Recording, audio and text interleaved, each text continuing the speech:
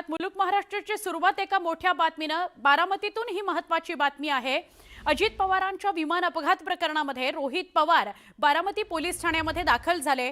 त्यांनी तक्रार दाखल ते करणार आहेत। रोहित पवार आणि युगेंद्र पवार हे बारामती पोलीस ठाण्यामध्ये दाखल झाले आणि तक्रार दाखल करण्याची प्रक्रिया सुरू असल्याचं कळतंय। संबंधित VSR कंपनीची उड्डाणं तात्पुरती बंद केल्यानंतर आता या प्रकरणात फौजदारी गुन्हा दाखल करण्याची मागणी जोर धरू लागली आहे। मुंबईतील मरीन ड्राईव्ह पोलीस ठाण्यामध्ये संबंधित विमान कंपनीवर गुन्हा दाखल करण्याकरता त्यांनी आक्रमक पवित्रा घेतलेला होता। काल रोहित पवार हे मरीन ड्राईव्ह पोलीस ठाण्यामध्ये गेलेले होते आणि आज युगेंद्र पवार आणि रोहित पवार हे बारामतीमध्ये आहेत। पोलीस ठाण्यामध्ये तक्रार करायला गेलेले आहेत। DGCAच्या अधिकाऱ्यांवर गुन्हा दाखल करावा अशी मागणी होतीये। बारामतीकर आक्रमक झालेले आहेत। पोलीस ठाणं बारामतीकरांनी गाठलेलं आहे। रोहित पवार आणि युगेंद्र पवार यांच्या पाठी अख्खा बारामतीचा जनसमुदाय दिसतोय।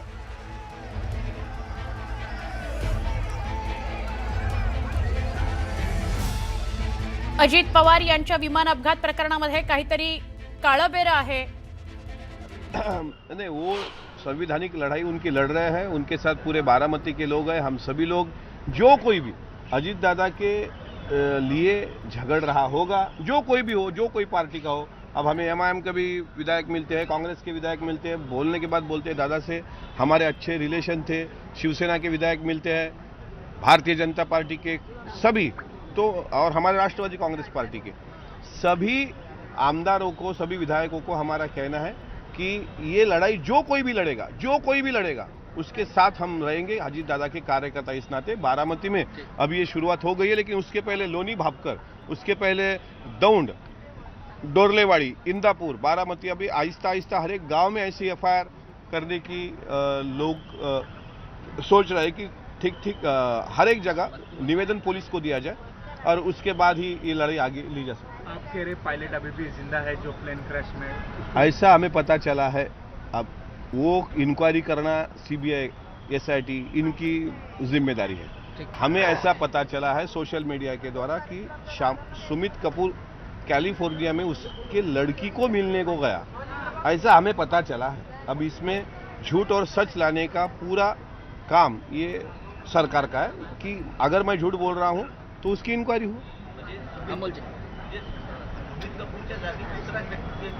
अशी शंका काय आहे? मग तुम्ही पत्रकार बांधवांनी प्रश्न विचारला, कोणीतरी यांनी विचारला। हे म्हणतात ऍक्सिडेंट आहे असं तुम्ही म्हणत, घातपात आहे असं तुम्ही कसं म्हणता? मग यांनी सांगावं ना ऍक्सिडेंट कसं आहे। आपण थेट बारामतीमध्ये जाऊन बोलूया आमचे प्रतिनिधी जितेंद्र जाधव यांच्याशी। जितेंद्र आपल्या सोबत आहेत। जितेंद्र, काल मुंबईतलं मरीन ड्राईव्ह पोलीस ठाणं आणि आता रोहित पवार यांनी बारामती पोलीस ठाणं गाठलेलं आहे, काय अधिक माहिती?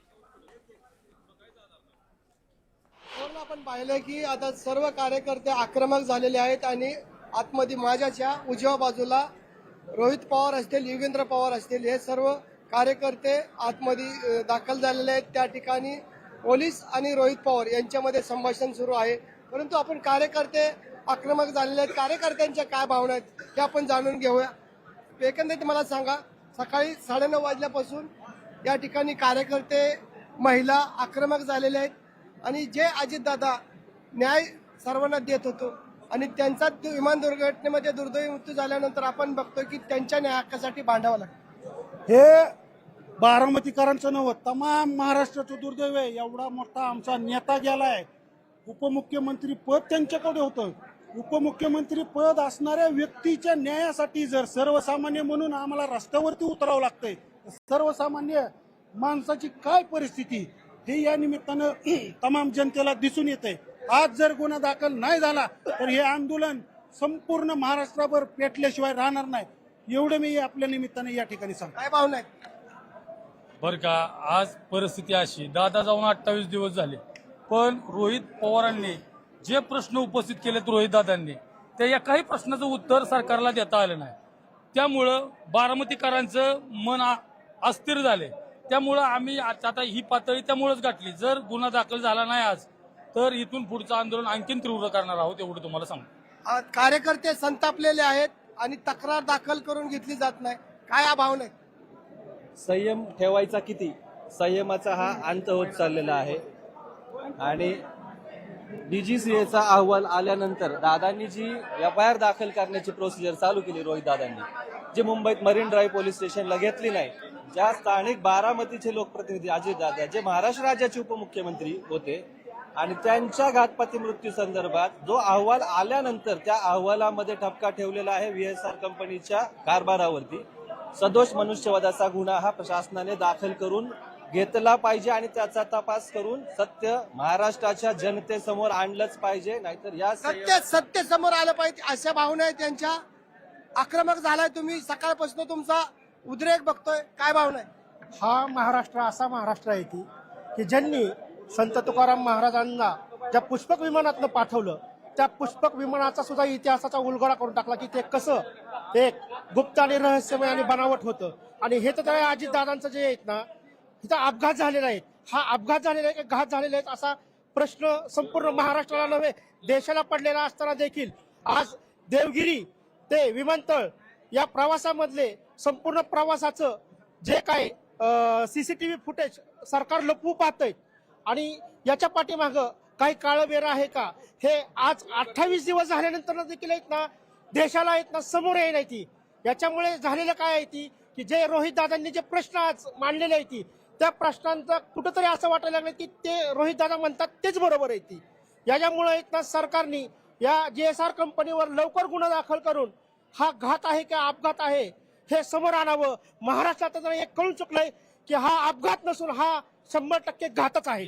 आपण बघतोय की एकंदरीत जी घटना घडलेली हा अपघात नसून हा घातपात असावा असं बोललं जातंय. काय भावना आहेत महिला म्हणून? एकंदरीत काय भावना आहेत? अजून देखील तक्रार घेतली जाते.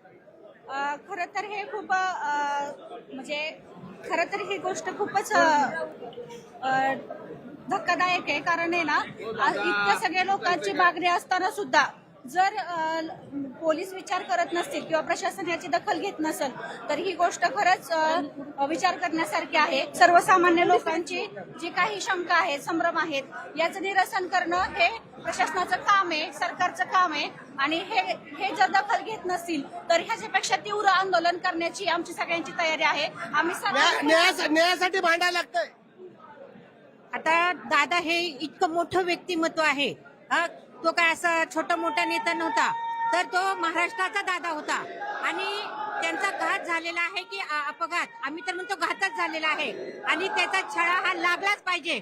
जोपर्यंत हा छळा लागत नाही तोपर्यंत आम्ही लढत राहणार, न्यायासाठी लढत राहणार. आम्ही ज्या महाराष्ट्राला दादा न्याय मिळवून देत होते गोरगरीब सगळ्या जनतेला, त्याच दादासाठी आम्हाला न्याय मागण्याची वेळ इथं अत्यंत दुर्दैवी घटना आहे ही आणि लाजिरवाणी आमच्यासाठी खरंच महाराष्ट्रासाठी घटना आहे की त्या नेत्याला आम्हाला न्याय मागावा लागत आहे. आणि तो पण अशा पद्धतीने तुम्ही पाहताय, केंद्र सरकार झालं, राज्य सरकार झालं, यामध्ये कुठल्याही प्रकारची गांभीर्याने त्यांनी लक्ष देऊन कुठलंच काय ज्या प्रकारे आमच्या रोहित दादांनी जो हे केलं, घटनाक्रम सांगितला, त्या घटनाक्रमापर्यंत ज्या त्रुटी जिथं जिथं कंपन्या कुठल्या याच्यावरती आल्या त्याचं कुठल्याच प्रकारचं उत्तर ही राज्य सरकारने या केंद्र सरकारने दिलेले नाही. त्यामुळे बारामतीकर तसेच महाराष्ट्रभर ही तीव्र भावना की याची लाट उसळणार आहे आणि लवकरात लवकर यांनी लवकर न्याय मिळवून द्यावा. याच्या पाठीमागं कुणाचा हात आहे हा पारदर्शकपणे समोर आणावा, महाराष्ट्राच्या जनतेसमोर समोर आणावा, हीच आमची भावना आहे. निपक्षपणे चौकशी झाली पाहिजे, परंतु अशी चौकशी होताना दिसत नाही म्हणून हे आंदोलन करावं लागते. काय भावना आहे? आमचे दैवत, आमचे अजितदादा, आदरणीय अजितदादा हा महाराष्ट्राचे आज लाडक्या बहिणींचे, आज आमचे दादा, लाडक्या बहिणींचे आमचे दादा, यांचं सत्य बाहेर आल्याशिवाय आम्ही गप्प बसणार नाही. आम्हाला जरी मुंबईच्या मंत्रालयामध्ये जाऊन जरी आंदोलन करायला लागेल तरी आम्ही करू. आणि आमच्या दादांवरती जे अत्याचार घडले, आम्ही कार्यकर्ते म्हणून आम्ही शांत बसणार नाही आणि हे न्याय मिळालाच पाहिजे. आम्हाला शांतता, आमचा प्रामाणिकपणा आम्हाला दाबू नका. आम्हाला दादांनी आम्हाला अधिकार दिलाय की लढा तुम्ही आणि लढत राहा. आम्हाला हे माहिती आहे की आम्हाला काय करायचंय, इथं पुढे आम्हाला न्याय मिळलाच पाहिजे. काय भावना आहे? जय शिवराय. आमचे महाराष्ट्राचे लाडके उपमुख्यमंत्री, त्यांना अजून 28 तारखेला महिना होणार आहे. तरी आम्हाला वाटते दादा इथे कुठेतरी बसले असतील, अरे सगळी गालवा करू नका, खाली बसा असं वाटतं, पण परत कधी येईल असं वाटते, आशा आहे काय. आणि आमचे रोहित दादा इथं आलेले आहेत, आम्हाला जर न्याय नाही मिळाला आम्ही अख्खे पुणे जिल्ह्यात ते रस्ते बंद करू शकतोय. महिलाच्या अंगात बी एवढी ताकद आहे, सगळ्यांच्या अंगात एवढी ताकद आहे, सक्षम केले. दादांनीच हाताने ताकद दिलेली आहे महिलांच्या अंगी सुद्धा. बहिणी सक्षम आहेत, दादांच्या बहिणीही सक्षम आहेत. तुम्ही त्या बहिणींची तुम्ही अजिबात त्या बहिणींकडे लक्ष देण्याचं काम करू नका. तुम्ही लक्ष द्या, त्यांच्या मागण्या तुम्ही पूर्ण करा. आज एक बहीण आपल्या भावासाठी रस्त्यावर उतरलेली आहे, तर तिच्याही मागण्या तेवढ्या पूर्ण करा. आमचे उपमुख्यमंत्री हे आमचं दैवत होतं, त्या दैवतासाठी तुम्ही एवढं सुद्धा करू शकत नाही. काय भावना आहेत तुझ्या भावना जगापर्यंत पोहोचल्या पाहिजेत, दादांना तू जवळून पाहिले. आज या ठिकाणी आम्हाला असं वाटतंय की दादांच्या बाबतीत जे काही घडलं त्यात घातपात असण्याची शक्यता 100% वाटत आहे. कारण डीजीसीएने जो पहिला रिपोर्ट दिला त्यात असं सांगितलं की 6 व्यक्ती मरण पावले आहेत, पण ऍक्च्युली मध्ये त्या 5च व्यक्तींच्या बॉडीज गावलेल्या होत्या. त्यामुळे असं वाटतं की अचानकपणे जे ड्रायव्हर पायलट बदलले गेले विमानाचे, 6 वाजता कुठं ट्रॅफिक लागतं मुंबईमध्ये, एवढ्या लवकर ट्रॅफिक लागू शकत नाही. आणि ते जे पायलट आहेत ते उशिरा कसे काय पोहोचले. आणि हा जो पायलट दिला तो 3 वर्ष त्याला सस्पेंड केलेला होता, असा पायलट दादांच्या विमानासाठी दिला. त्यामुळे 100% घातपात आहे असं वाटतं. आणि अजित दादांना किंवा पूर्ण बारामतीकरांना हा न्याय मिळाला पाहिजे, कारण हा महाराष्ट्राचा आमचा नेता अतिशय म्हणजे पूर्ण महाराष्ट्रभर ज्याचं काम होतं, ज्याने अनेक वेळा उपमुख्यमंत्री पद भोगलेलं होतं व मुख्यमंत्री पदाचे ते दावेदार होते, असा नेता जाणं म्हणजे महाराष्ट्रावर झालेला हा आघात आहे. आणि त्यातून आम्हाला न्याय मिळाला पाहिजे, आणि त्याशिवाय आम्ही या तालुका पोलीस स्टेशन मधून हलणार नाही एवढंच सांगतो. अजितदादा संपूर्ण राज्याला न्याय देत होते, त्याच बारामतीमध्ये अजितदादांच्या न्यायासाठी भांडावं लागते. वकील म्हणून काय सांगा. वकील म्हणून मला एवढं सांगायचं आहे की ज्या दिवशी अपघात झाला त्याच्या 24 तासामध्ये या पोलीस स्टेशनच्या हद्दीत अपघात झाल्यामुळे ह्यांनी 24 तासामध्ये FIR दाखल होणं गरजेचं होतं. आपण समजू शकतो की त्यावेळेसची परिस्थिती वेगळी होती, नसेल केला, परंतु आता FIR दाखल करा म्हणण्यासाठी हा जमाव घेऊन यावा लागतो, ही दुर्दैवाची बाब आहे. FIR म्हणजे काय, पहिली खबर की गुन्हा घडल्यानंतर FIR दाखल होते आणि त्याचं सगळं संपूर्ण चौकशी होऊन त्याचा तपास होऊन जो कोणी गुन्हेगार असेल त्याच्यावरती गुन्हा दाखल केला जातो. घातपात आहे का अपघात आहे तपासाने ते निष्पन्न होणारच होतं, तरीही देखील FIR दाखल केली नाही. आणि FIR दाखल करण्यासाठी आम्हाला आज या ठिकाणी बहुसंख्य संख्येने इथं यावं लागतंय, ही दुर्दैवाची बाब आहे. आदरणीय अजितदादांनी सर्वसामान्य गोरगरिबांचे लोक साध्या अर्जावरती अधिकाऱ्यांना फोन करून त्यांना न्याय मिळवून दिला, आणि आज त्याच व्यक्तीसाठी आज आम्हाला इथं भांडावं लागतं, इथं संख्येने आम्हाला उपस्थित राहावं लागतंय, ही फार शर्मेची बाब आहे. एकंदरीत बघतोय सुवर्ण, आपण संपूर्ण बारामती तालुका पोलीस स्टेशनला हे सर्व कार्यकर्त्यांनी वेढा घातलेला आहे. महिलांची तेवढी संख्या आहे, कार्यकर्त्यांची तेवढी संख्या आहे. आणि आपण पाहतोय आता जोपर्यंत गुन्हा दाखल होत नाही तोपर्यंत आम्ही इथून हटणार नाही, असा पवित्रा या कार्यकर्त्यांनी घेतलेला आहे. सुवर्ण दरम्यान रोहित पवार आणि पोलिसांमध्ये काय संवाद चालू आहे, काय चर्चा सुरू आहे ती आपण बघूया. दिली जाते हे मी अनेक वेळा मीडियाच्या माध्यमातून लोकांपर्यंत तो तुमचा विषय.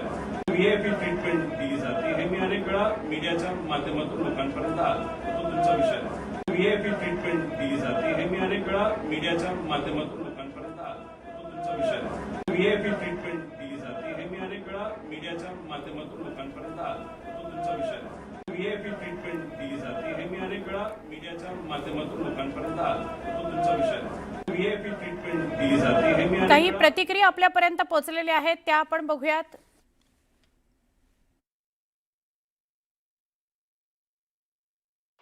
नवीन नियमानुसार FIR हा दर्ज केला पाहिजे.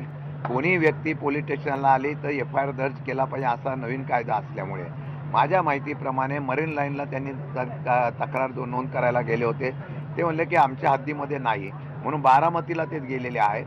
बारामतीमध्ये आज FIR दर्ज करण्याचा प्रयत्न करतील. तो झाला तर ठीक, नाही झाला तर आम्ही त्या संदर्भामध्ये प्रखरतेने भविष्यकाळामध्ये चांगल्या प्रकारचं आंदोलन करण्याच्या बाबतीत निर्णय घेऊ. बारामती सोबतच तुम्ही बघा डोरलेवाडी, लोणी भापकर, इंदापूर, भिगवण त्या परिसरात प्रचंड प्रमाणात आता जनता रस्त्यावर उतरायला सुरुवात झालेली आहे. आमदार रोहित पवारांनी त्यामध्ये लीड केलेलं आहे. खरं तर त्यांनी ज्या पद्धतीनं अजितदादांचा मुद्दा लावून धरला आहे, DGCAची ज्या पद्धतीनं बारकावे माहिती त्यांनी मीडियाच्या माध्यमातून जनतेसमोर आणली, त्यामुळे DGCA ला सुद्धा घाम फुटला आणि त्यांनी थातूरमातूर का होईना पण VSR कंपनीवर कारवाई केली. मात्र DGCA यातून सुटणार नाही.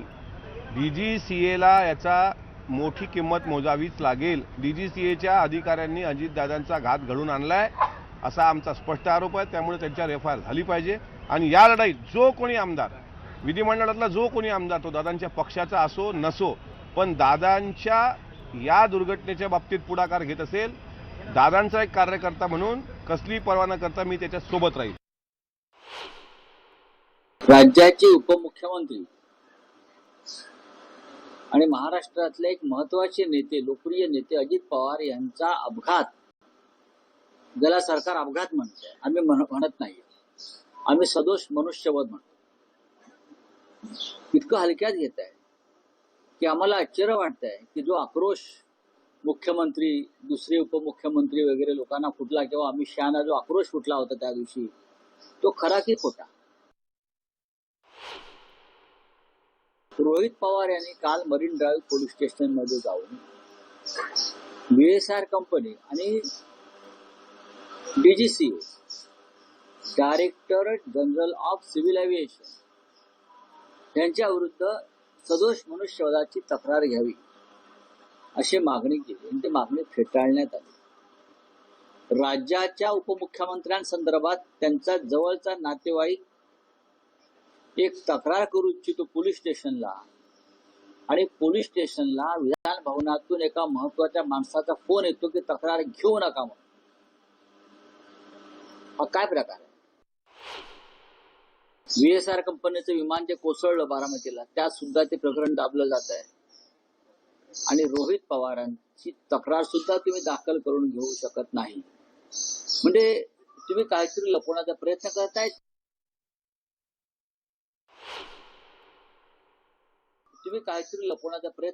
त्या कंपनीमध्ये अनेक राजकारण्यांचे, अनेक मंत्र्यांचे पैसे गुंतलेले आहेत. स्वतः या खात्याचे मंत्री केंद्रीय नायडू, रमा नायडू, हे TDP पक्षाचे आहेत आणि चंद्राबाबूंचे आणि या VSR कंपनीच्या मालकांचे आर्थिक देवाणघेवाण किंवा गुंतवणूक आहे. अशा वेळेला काय तपास करणार? तुम्ही अजित पवारने इतकं हलक्यामध्ये घेताय. विसरलात? सुनेत्रा ताईंना डेप्युटी CM केलं किंवा त्यांच्या चिरंजीवांना राज्यसभेचे खासदार केलं म्हणजे अपघाताची फाईल बंद होते का? नाही. हे प्रकरण पुढे नेलं पाहिजे. याला कोण जबाबदार आहे? या सदोष मनुष्यवध अजित पवारांचा फक्त अपघात किंवा घातपात इतक्या पुरता विषय नसून हा सदोष मनुष्यवध आहे आणि त्या सदोष मनुष्यवधाची जबाबदारी सगळ्यात आधी गृहमंत्रालयाने घेतली पाहिजे.